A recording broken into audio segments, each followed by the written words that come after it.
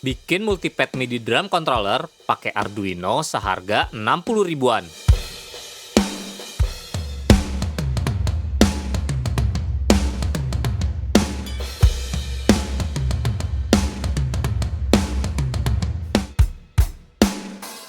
Halo, nama gue Bonard Alvin. Di video ini gue mau share gimana caranya ngebuat multipad MIDI drum controller dengan Arduino. Fitur-fitur yang ada di multipad MIDI drum controller ini yaitu ada 11 pad dengan satu pad yang besar untuk snare, satu input untuk pedal hi-hat, dan 4 input lainnya untuk menambahkan kit. Misal mau nambahin untuk kick, cymbal, dan lain-lain. 11 output untuk ke drum modul. Jadi lu bisa pakai modul seperti Yamaha DTX, Nux, dan lain-lain. Dan akan membypass signal ke Arduino-nya. Codingannya open source. Lu bisa ubah atau improve sesuai dengan project lu. Dari codingan yang gua kasih, lu bisa bikin full drum kit controller. Karena bisa memakai maksimal 27 piezo. Coding yang gue buat juga sangat fleksibel. Lu bisa ubah banyak value di codingannya. Di video project ini, gue akan bagi menjadi 4 bagian. Bagian pertama adalah ngebahas casingnya. Bagian kedua akan ngebahas tentang elektroniknya. Bagian 3, gue akan ngebahas tentang codingannya. Bagian 4, dan ini yang paling penting, gue akan ngasih tips kalau lu emang mau ngebuat project ini. Bagian ini wajib lu lihat, biar nggak ngalamin kesalahan yang gue lakuin di project ini. Bagian 1, casing. Oke, ini ada desain dasar ketika gue mau bikin project ini. Bagian belakang yang warna pink adalah soket jack output untuk ke modul drum. Dan yang berwarna ungu adalah soket jack input untuk pedal hi-hat, dan tambahan kick seperti kick drum, cymbal, dan lain-lain. Lalu ini yang warna hitam adalah karet lembaran, di bawahnya ada triplek untuk nempel piezo, dan di bawahnya lagi adalah busa setrikaan. Ini adalah ukuran-ukuran kayu, busa, dan karet yang dibutuhin untuk membuat project ini. Sebetulnya gue bikin banyak desain, tapi akhirnya gue pilih desain yang ini. Perbedaan desain ini dengan hasil jadinya adalah pad kecil paling atas, gue nggak jadi pakai kayu setengah lingkaran. Karena gue agak kesulitan untuk nempel karet padnya. Jadi karet lembarannya tuh kayak ketebelan, jadi susah untuk melengkung. Untuk bikin casing, pertama kali yang dibutuhin itu adalah triplek 9 mm. Jadi ini untuk bagian bawah casing dan alas untuk nempel piezonya. Triplek ini gue beli di Tokopedia dan minta potongin sama sellernya. Lalu untuk sekat luar dan dalam, gue pakai list kayu jati Belanda. Selain itu, kita juga butuh hard foam atau busa keras yang biasa dipakai buat nyetrika dengan ketebalan 2 cm. Untuk bantalan pukulannya, gue pakai karet lembaran setebal 1 cm kayak gini. Karena tripleknya udah minta potongin sama penjualnya, jadi di sini gue tinggal motong-motong kayak jati Belandanya aja. Gue motong manual pakai gergaji kecil besi gitu. Habis itu langsung ditempel di triplek bagian bawahnya. Di sini gue nggak pakai paku, cuman pakai lem kayu aja. Harusnya sih udah kuat ya. Ini udah mulai nempel bagian depan dan bagian belakangnya. Lalu ini bagian kiri dan kanannya. Lalu gue terusin sekat bagian dalamnya.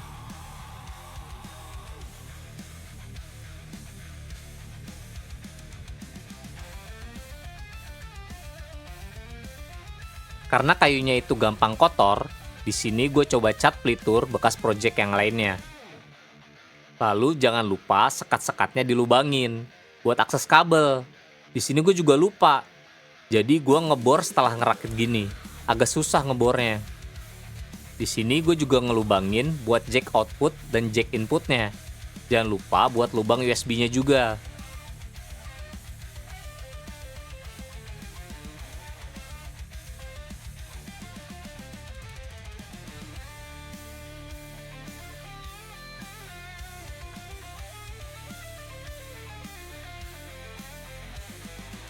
Oke, perkayuan selesai. Habis itu kita potong-potong busa setrikanya. Sesuaiin aja dengan kotak-kotak di dalamnya kayak gini. Nah, untuk karet lembarannya, tinggal potong-potong pakai cutter dan penggaris. Lalu lem pakai lem ibon ke potongan tripleknya. Nanti sisaan karetnya bisa dirapihin ngikutin ukuran tripleknya. Bagian 2, elektronik. Ini adalah skema yang gue buat project ini. Tapi ini bukan skema terbaik sebetulnya. Nanti gue kasih tahu di bagian tips, skema yang lebih baik dari skema ini. Di sini lu butuh Arduino Pro Micro, multiplexer yang kayak gini, piezo, resistor 1 ohm, dan 6 pin jack socket 1/4 inch stereo kayak gini. Dan harus spesifik kayak gini ya. Yang pertama gue lakuin yaitu solder resistor ke soket 1/4 inch. Solder tepat di pin 1 dan pin 3 pada soket 1/4 inch kayak di video ini. Jadi resistor ini akan nyambung ke Arduino-nya. Lalu di sini gue siap-siapin kabelnya. Ya udah, gue tinggal solder ngikutin skema yang sebelumnya gue buat.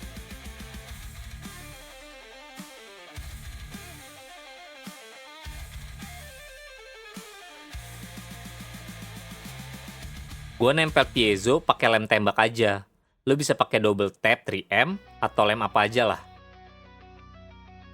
Buat nempel busa ke kayu, atas dan bawah, gue pakai lem ibon. Terakhir, di sini buat ngelem triplek yang ada piezonya ke busa, dikasih spasi pakai ring mur gitu ya, biar nggak nempel ke sekat-sekatnya. Udah deh jadi. Di sini gue tambahin akrilik bening untuk nutupin elektroniknya. Nah, karena gue nggak punya pedal buat kick bass drum, gue bikin kick seadanya aja kayak gini. Yang penting tuh ada getaran ke piezo buat nge-trigger suara kick bass drum. Di sini gue bikin 2 ya, biar kayak double pedal gitu. Nah, untuk kick, ini gue bikin 2.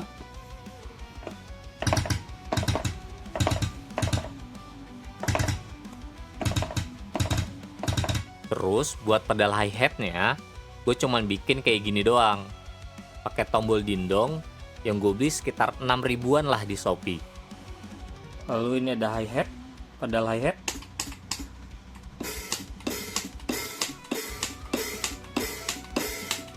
Bagian 3, coding. Codingnya gue kasih gratis. Bisa lu download di link deskripsi. Gue bahas sedikit aja ya. Dari script kode yang ada, beberapa value-nya di sini gue ganti. Nanti deh gue bahas. Ini yang pertama adalah debug mode. Bisa lu ganti value-nya true atau false untuk ngecek di serial monitor.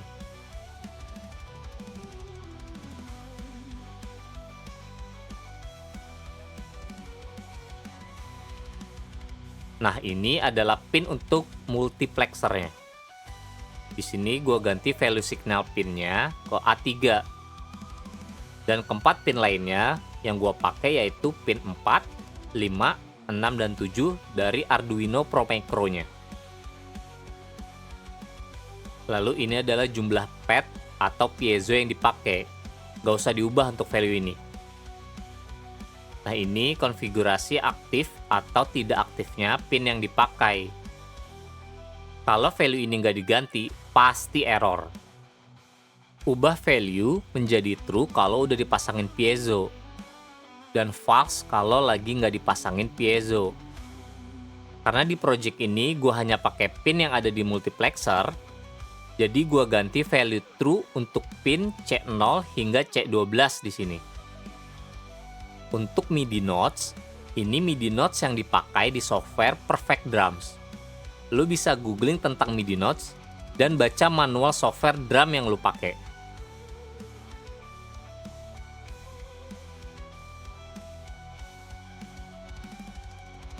Terus ini hi-hat switch. Yang pertama, ini adalah pin digital switch yang digunakan untuk open atau close hi-hat pada Arduino. Gue di sini pakai pin 9 di Arduino-nya. Yang kedua, hi-hat pad index. Ini lu hitung aja pad hi-hat yang dipakai. Nah, di project ini pada pad ke-16. Hi-hat open note. Ini tinggal dilihat aja di software drum lu, MIDI notes-nya untuk open hi-hat di berapa. Begitu juga dengan hi-hat close note-nya. Nah, terus untuk konfigurasi spesifik masing-masing pad, lu baca aja deh deskripsi yang gue tulis di sini. Terus ini value yang gue pakai di project ini. Value terakhir yang bisa lu ganti yaitu MIDI notes pedal hi-hat. Di software drum yang gue pakai, pedal hi-hat-nya itu ada di MIDI notes 44. Untuk mapping multipad-nya, ini yang pertama adalah snare, emang sengaja dibuat lebar gini. Ada velocity-nya ya. Lalu ini rim stick China, tom 1, tom 2, floor tom, ada right bell. Ini ada hi-hat, ini ada crash 1, crash 2, splash. Bagian 4. Tips kalau lu mau buat project ini. Tips nomor 1 adalah bikin casing yang lebih tinggi atau lebih tebal. Kalau lu mau bikin project ini, mending bikin casingnya itu tingginya 6, 7, atau 8 cm. Nggak akan ada yang peduli juga orang ngeliat. Di project ini, gue bikin casingnya hanya dengan ketinggian 4 cm. Itu juga termasuk triplek bagian bawahnya, yang tebalnya sendiri udah 1 cm. Jadi, gue cuman punya ruang 3 cm di dalamnya. Udah nggak ada tempat deh tuh untuk perkabelan. Ini yang akan menimbulkan masalah interferensi elektromagnetik yang nanti akan gue bahas di selanjutnya. Jadi, semisal gue mau mengulangi project ini, gue akan bikin kayak gini. Sebagai penahan busa dan padnya, gue akan memakai triplek 6 mm. Lalu di bawahnya ada spasi untuk perkabelan, jadi kabelnya bisa lo atur biar nggak dekat satu dengan yang lainnya. Lalu di bawahnya pakai triplek 9 mm untuk alas keseluruhannya.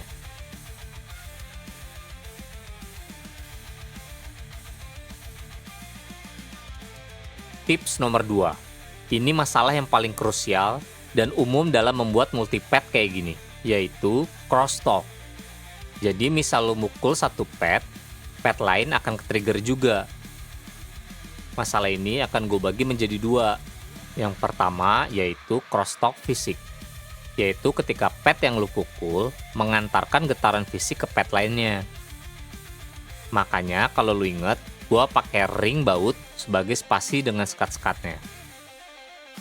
Dan yang kedua, ini yang gak gue antisipasi, yaitu interferensi elektromagnetik. Interferensi ini adalah gangguan sinyal yang terjadi karena piezo atau kabelnya gitu menangkap medan listrik atau magnetik dari perangkat lain. Seperti pad piezo yang dipukul terlalu kencang, kabel power, dinamo kipas angin, dan lain-lain. Karena piezo ini sangat sensitif, kabelnya bisa bertindak sebagai antena, menangkap sinyal liar, dan memicu pembacaan palsu atau crosstalk. Gimana caranya biar nggak kena intervensi ini? Gunakan kabel shielded kayak gini.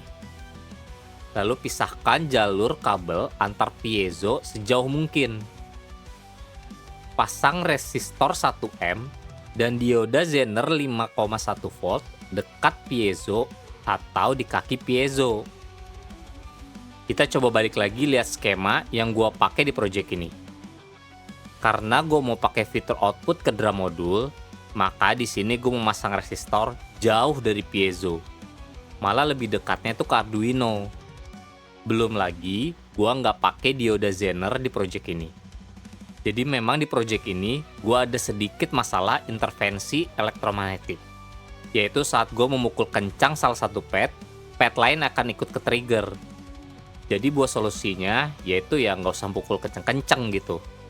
Dan juga sedikit diakalin lewat coding, yaitu diatur minimal thresholdnya. Tips nomor 3. Ini adalah revisi skema jika gue ngebuat ulang project ini. Jadi gue bakalan hapus fitur output ke drum modul. Karena gue yakin fitur ini nggak akan kepake sama gue. Jadi langsung sambung aja ke multiplexer. Untuk gambar skema yang lebih jelas, lu bisa klik link yang ada di deskripsi. Oke, kesimpulan dari tips yang gue bagi tadi adalah bikin cache yang lebih tinggi untuk manajemen kabel yang lebih baik. Lalu pakai kabel yang ada shieldingnya dan jaga jarak antar kabel piezo. Selanjutnya adalah hapus fitur output ke drum modul. Karena gue yakin fitur ini nggak kepake sama gue, jadi langsung sambung aja gitu ke multiplexer. Lalu pasang resistor dan dioda Zener di dekat piezo. Kalau perlu di kaki piezonya langsung aja. Udah deh, selesai. Jadi selain pakai komputer gitu, ternyata drum multipad yang gue bikin ini bisa juga pakai handphone. Jadi dicolok lewat USB-C ke USB-C di handphone. Nanti di handphone pakai aplikasi yang namanya FluidSync MIDI. Nah, nanti di dalam ini aja bisa pilih-pilih sound yang kita mau. Ini gue kasih contoh drum stand 1 SC88 pack. Ini gue.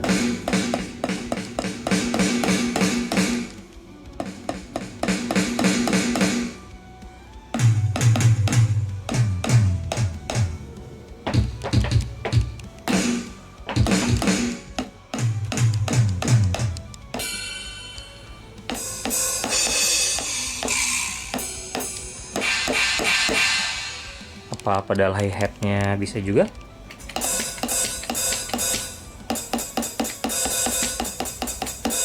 Bisa juga.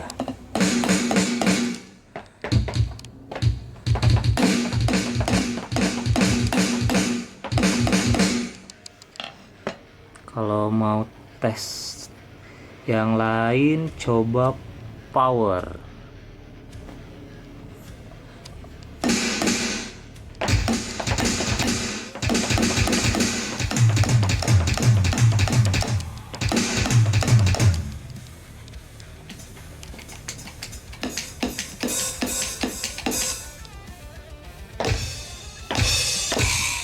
Ini apa ya? Oh, ini bell, ini yang di tengah right itu apa namanya, apa sih? Chinese juga bunyi. Coba yang lain. Ada apa lagi?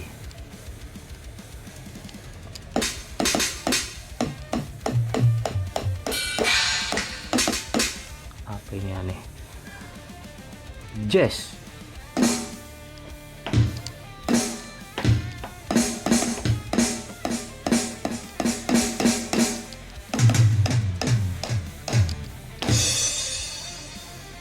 Ada brass. Ini apa sih?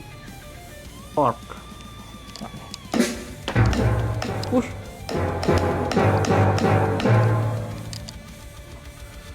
Coba yang lain. Wih.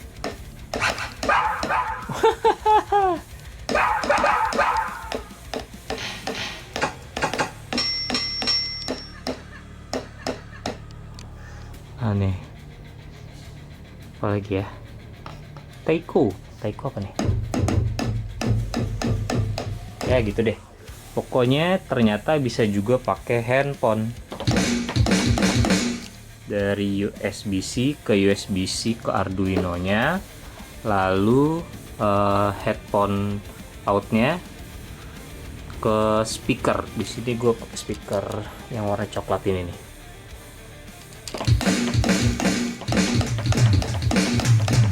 Tidak ada delay. Dia velocity-nya agak aneh sih. Dia cuma kayak ngurangin volumenya aja.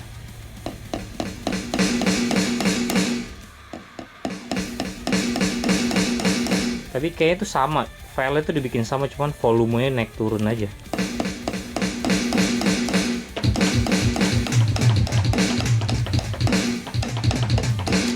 Gitu deh.